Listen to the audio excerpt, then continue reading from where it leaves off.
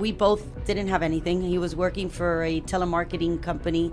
I was working at a betting company as a secretary. I had dropped out. Bobby and myself just took this business and we ran with it. Me and him alone. We were able to sell that business for a $1 billion evaluation. I just didn't really like school, and I had dyslexia and I had a reading comprehension, and nobody really noticed it, or no teacher really cared. Or back then, many years ago, there really wasn't a thing, and nobody really helped me in school. I was just frustrated in school all the time, and I'm like, you know what? I want more than I can have right now, because my parents had 7 kids and they just couldn't afford to give us all everything we wanted, but we had very limited stuff that we could buy, and I liked clothes and I wanted a car. So I said, you know what, I'm dropping out and I'm gonna go get a job so I could afford my own stuff. But Bobby, when I met him, it was the same story. He had dropped out at 9th grade, I think it was, to do the same. He went to open a cleaning company. He was cleaning strip joints, believe it or not. Oh, that's awesome. Yeah. And they need an occasional clean. They do. Oh, God, if you hear the stories, they're pretty... Especially they're right pretty, now. Yeah, they would. Right now, it's a good place, right? Yeah, now it might be the cleanest ever. They're open. Okay, They're yeah, open. yeah. Fully open. Yeah. You know what? You need the mask to walk in. Okay, yeah, but once you're in there... Once you're in there... And then you don't need it. It does not transmit No, that it way. won't come in there. No, they don't allow them inside. Yeah.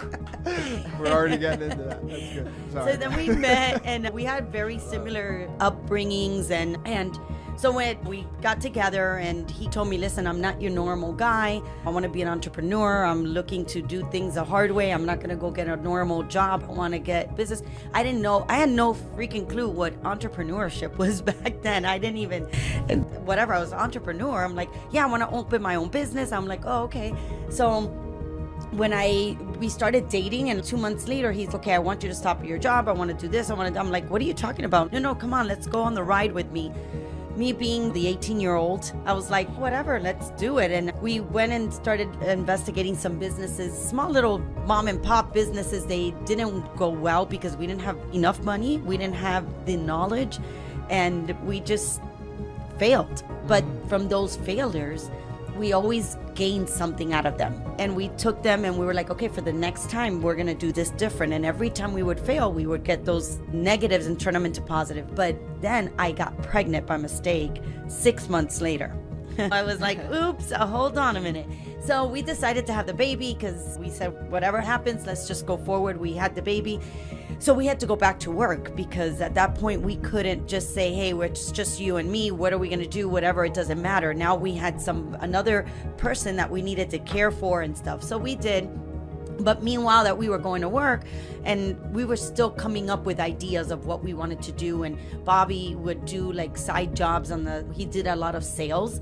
So he was always a great salesperson. So he was working for the Better Business Bureau. He was working at night at the Rusty Pelican over here in Key Biscayne. He always had multiple jobs so that we could start stacking up our money so that we could open up a business eventually.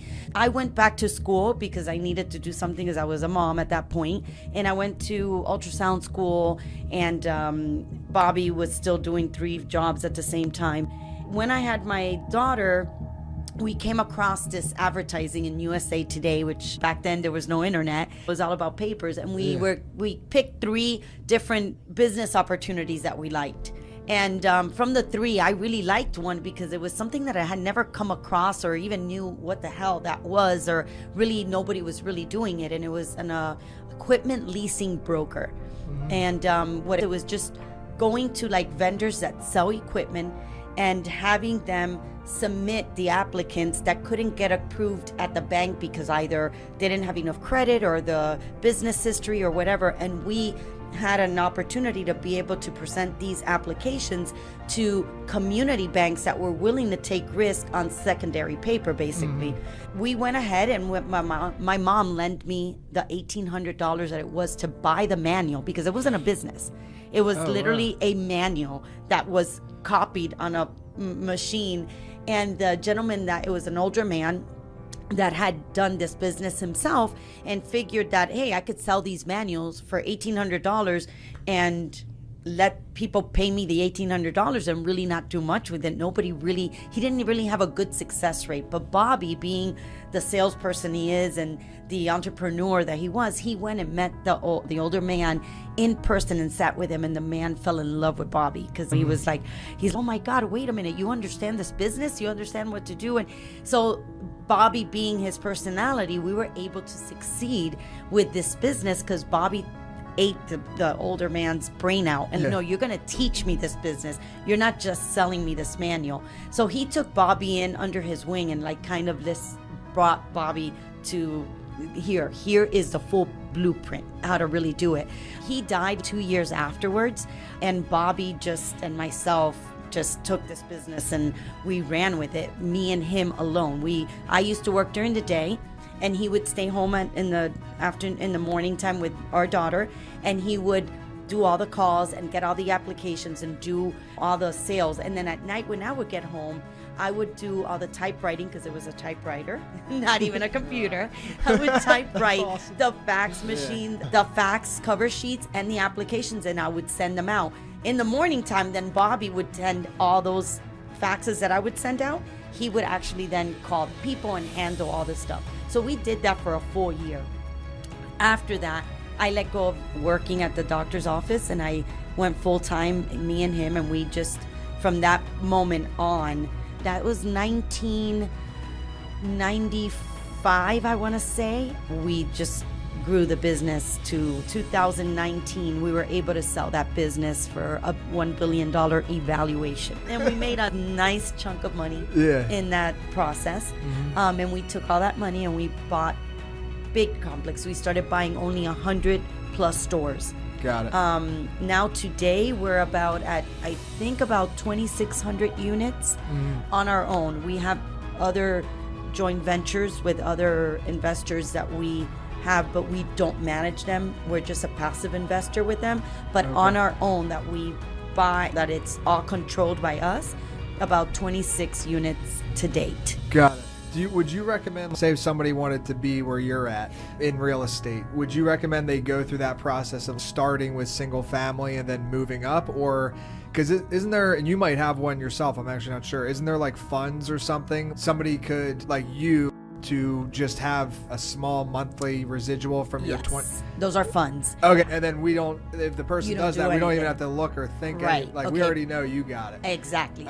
There is funds like that. So the difference between owning your own and putting your money in a fund, that's a passive investor. You have no say-so when they buy, when they sell, what they buy, what they're going to put in as capex into the building, what is their returns going to be. They guarantee you a 5-6% return a year. That's all they have to. Okay. And another thing with that is that you don't get paid on a monthly basis on some of them. Others you do. On some you have to wait either quarterly or once a year, or so it all depends on what you want to do with your money. For sure. But it seems like you wouldn't recommend You're not that, going to learn. The problem is that you're not going to learn. No fund is going to sit there and tell you, hey, this is the way we did it. This is what we did. This is what. So it all depends. Do you want to be a passive investor and just put your money and get a return on an annual basis? It's the best thing to do. Now, if you want to be more active so that you could have generational wealth for a long term and that you could create wealth in your portfolio, you need to do it yourself. That makes, because I'm assuming on some of yours, like you've had some like huge wins, right? 5-6% is, I don't know, that's like even below stock market sometimes. It's in the same but range. it's so safe that you're not gonna, unless you put your money in a fund that they're scammers. But normally you're gonna get your return. You're gonna get that return no matter what. You're not gonna be. I like that. It's a very safe, steady return. You're not gonna be that volatile that you're gonna have that down, up, down, like up. Bitcoin. No, like Bitcoin, like stocks. Multifamily is not in no crisis. You can't find a damn deal that you're saying you're gonna go steal. It's not happening. But let's say that somebody ran their business the wrong way and they're like, oh my God, they panic. If they sell in a panic, of course you're going to lose, right? You're not going to, because now you're in a panic. You want to sell. The person that's going to buy sees that you're in a panic and they're going to lowball you. Now you sold your building for way less than what you should have, but you're still getting somewhat, or you're covering your expenses to sell, right? Where in the stock market, people panic. Oh my God, the stock went down $100. I'm going to sell today. Why are you selling today? In a month or two, buy more. Don't sell. Wait until that damn thing comes back up so you don't lose your money. As a real estate investor, if you do your stuff right, no matter what crisis you come in, you're still, it's good to hear. You're still afloat. That land is going nowhere. So if today it goes down to $0 a month, 3 months, a year, that goes right back up where it was at, or even more. You're never going to lose it if you play the game right.